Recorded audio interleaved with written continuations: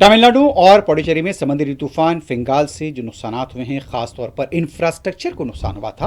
अब हालात वहां पर मामूल पे आते दिखाई दे रहे हैं, लेकिन कई इलाकों में अभी भी बारिश की इत्तलात है। खासतौर पर तमिलनाडु में तालीमी इदारों को तातील भी है, लेकिन अब वहां पर पुडुचेरी का ये मंजर है ड्रोन से लिया गया। हालात यहाँ पर फिलहाल मामूल पर आते नजर आ रहे हैं।